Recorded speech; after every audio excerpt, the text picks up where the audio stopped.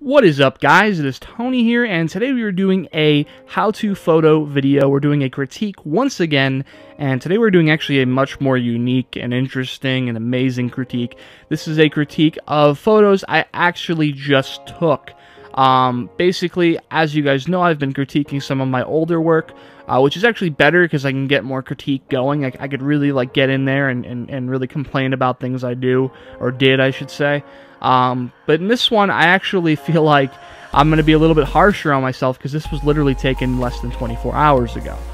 These are basically shots taken off the top of the Stratosphere in Las Vegas, which is pretty cool. It's an 1,150-foot tall building. I believe it's the highest building in Vegas, and it's extremely fun to go up there and take some photos, especially with friends or family. It's pretty cool. It's a cool experience. If you're ever in Vegas, do it. It's a great spot.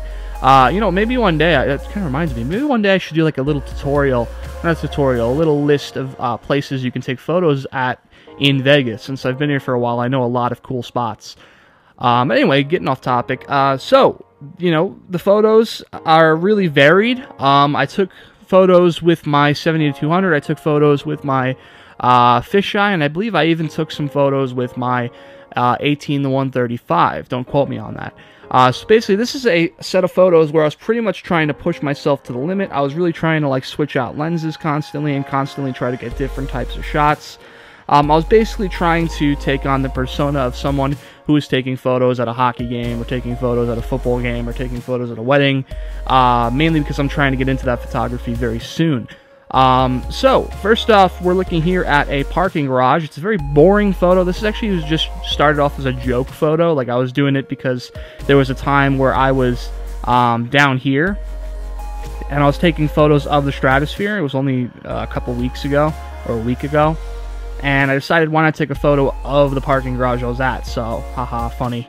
But anyway, the thing that I like about this photo that I wanted to show you is that this is taken with that new 70-200 I just bought, and I did a review on the weekend. If you haven't seen that review or unboxing, check it out. It's a pretty good lens. I mean, for $700, you get $2,500 worth of quality, in my opinion, at least compared to Canon's lenses. But anyway, this is a cool photo because it kind of has that tilt shift quality to it. You know, it's not a tilt shift lens. It's just, you know, really shallow depth of field, 2.8. So you'll see here, there's a lot of blur on these cars, some on the side here with these cars driving away. There's a little bit of blur over here. I mean, it just has this weird tilt shift quality to it. I bet you if I bumped up to f8, you know, aperture, it probably would have looked a lot better in terms of just overall everything being sharp, everything being good, less weird distortion. But because I was at 2.8 and I was zooming in so far, I don't know, it just had this really weird tilt shift quality to it. So I thought that was kind of cool. Here's one of those photos that I was talking about in the past, how it's very normal to take boring landscape shots. Now, when you're on top of the Stratosphere, man, and you're looking out at the world, if you're on top of a building, anything like that, you're going to get a lot of these boring, you know, landscape shots. So how can you make these shots more interesting? Well, for one, you probably want to look for landmarks, and you probably want to make these more interesting. I literally took this shot just for demonstrative purposes. And I got to admit, in addition to taking this shot for demonstrative purposes, I also want to show you how much editing I had to do to these photos. All of them pretty much were very grayscale because it was very hazy in the city, you know, this month. So, boom. That's what this photo looked like before I started editing it. Now, this is basically a homage to using RAW. You need to shoot RAW, because if you don't shoot RAW, you're going to take a photo like this. Honestly, guys, this isn't overexposed. If you look at this photo, it's not overexposed. It's just very hazy. I could turn down the, you know, the shutter speed, or, yeah, I could turn down the shutter speed a bit, or no, what am I talking about? Turn up the shutter speed a bit, but all that's going to do is it's just going to make the photo really dark. This is actually just haze. So when I did my editing, I did a lot of work to make it look better, but it now looks better. So, here's another photo that I want to show you. This is the Strip, as you guys probably can tell. So, you know, we got the Encore here. I think the wind's hiding back there. We got the Caesar's Palace. We got the Mirage, the Treasure Island. It's pretty cool. It's a cool photo. Basically, I was looking around. Always use your eyes. Really, for, you know, whenever you go to a photo shoot that you're just taking photos of what's happening, you're not, choreographing anyone. Just simply keep your lens at your waist and just look around until you see something you like, and, you know, try to find a few shots you want to get, and think about them and then take the photos. And this is a situation where I did that. I saw this perfect line of the strip where you can see all these cars going down to I almost said Electric Avenue there. But anyway, you know, they're all on this strip. It's a perfect line. I wanted to get the line. I didn't want to make it perfectly straight or symmetric. For one, because it was impossible in the stratosphere because it's off to the side of the street. And for two, I just thought it would just look boring. So I kind of got this like angle. It's pretty good. You can see what's going on the strip. You can see all the hotels. It's a cool little shot. And once again, let me show you the editing. Look how grayscale that was. And there's actually worse photos than that, but I made it look, this looks true to color of what it looked like in real life. Maybe it's a little bit too blue and vintagey looking, but that's my editing style. Everyone has their own editing style. If you guys want to see a tutorial on how to edit photos like this, if you want to know how to take this type of crappy, terrible photo and turn it into this, as you can see, there's a lot of changes in the bar down here, on the bars down here for, you know, highlights and all that. Basically, go ahead and comment. Maybe I'll do some tutorials on that in the future. Now, 70-200, you know, pretty good settings. The settings are pretty solid. I mean, whenever you're shooting in the light, you want to shoot at ISO 100, and you want to shoot your, you know, f-stop. If you're going for depth of field, do the 2.8. If you're going for having better lighting, do the 2.8 or whatever your lowest f-stop is, f-number is. But of course, you know, use the shutter speed to stop down your light.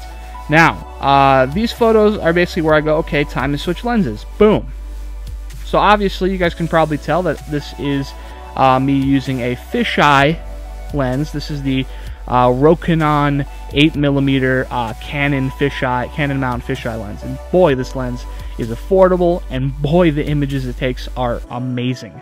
So this is just my first shot. It's basically just me, because of course this is a fully manual lens. I need to set my aperture. I need to set you know, change my focus settings. There we go. So there's no autofocus. So I was just trying to see how it looked, because the exposure, I need to take a photo, look at it, see how the exposure is, because the meter doesn't work with this lens. Now, this is a pretty cool photo, I got to admit. But of course, I took a bunch of these because with the fisheye, if you move just a little bit, your framing completely changes. So you need to really, with fisheyes, you really need to take your time and make sure your framing's right. Maybe take a few extra photos just in case you're not sure, because sometimes it's hard to see on the screen if that's perfect or not. You can see I got the sun up here, but on this photo you really don't get too much flaring or too many problems with the sun, or on this lens I should say, so I wasn't too worried about that. You can see this weird pattern here. I wish that wasn't happening, but it's because the whatchamacallit on the, I think it's called like moire or something like that, that you get from certain photos where there's a lot of lines. But anyway, so I got my my subject here, obviously, and then I got the city out here, which is awesome. It looks cool with the fisheye. This is a cool landscape shot. I was trying to tell you about taking more interesting landscape shots than this. There's your more interesting landscape shot. So then, of course, I tell her to look out a little bit. She does it, and my focus is off. You can see everything out here is a little soft. So I take a couple more, and I think that this one is probably my best one. Even though the focus is a little off here, you can really see what's going on around. And of course, this is so wide angle that focus really doesn't make too much of a difference. This is a cool one. I like the one where I got close up. And this one's kind of bad because she moved, but that's fine. Here's another photo. It's, you know, cool. This is actually a lot better than the other ones. You know, the wide angle really lets you see a lot of what's going on, a lot of the scene. You got a happy-go-lucky person here. This is my uncle. And, you know, it's great. It's an awesome photo to capture the moment of what's going on. You know, the fisheye does a great job of allowing you to see everything that's going on. If I was using my you know, like say 50mm, 40mm lens, it would be like cropped like this. Whoop, can't do it. There we go, like that, and you wouldn't be able to see anything really going on in the subject except for a little bit of the strip. It would be hard to even tell where we are, but in this case, it is kind of easy to tell that we're like on top of a building. Anyway, so that's cool. Now let's move on to this photo. This is a cool photo where we're outside. You can actually go to the top deck and see, you know, a better view of what's going on, and there's rides. And this is a situation where there's this really tall Space Needle type of thing where you have to look straight up to see it. And I thought, hey, the fisheye would kind of make it like, you know, compress better, where it kind of bend a bit, so it'd be easier to see it in the photo. So I thought the fisheye did a little cool effect to this. I wish I took a regular photo without the fisheye effect. But obviously fisheyes are a lot of fun for doing architectural shots, and this is a good example of that. Now you can see the sun there. The sun really, I mean, this lens handles the sun like pro, in my opinion. I think that's really good. It's not too distracting or anything. So now we just got some random photo. That's a pretty bad photo. That's a bad photo. There's a photo of me, which is kind of bad.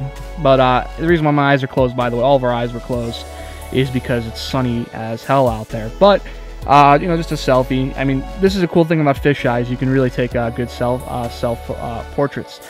Now, I made a mistake in these photos. You probably can't see it off the top of your head, but what basically happened in these photos was, as I was switching between lenses, which I said I was trying to practice with, I made a mistake. I switched my settings, and I think my ISO bumped up in some sort of a partially automatic mode, like aperture priority, because look how grainy this is. I mean, I could have done 100, and I probably could have came down a little bit on my my shutter speed, and I think my aperture was at like f11, so I could have turned that down to maybe like f5.6, but I got really grainy photos because of that. But it's hard to tell because it's so bright out. There's not a lot of dark spots, so I'm not too concerned.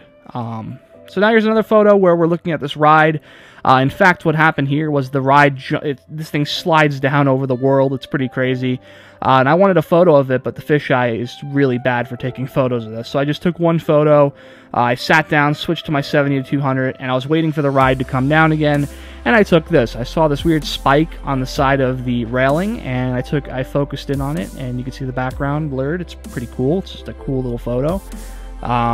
Not much, just an artsy type of photo. And let me really quickly show you the editing on that. It's very gray. This would have kind of worked as black and white, maybe. See how that looks. Yeah, it could have worked.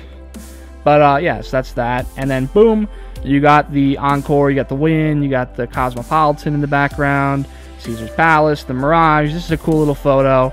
You know, just, you know, the color again, this is a really good one. This is probably my best edit in terms of taking that grayscale color and making it pop.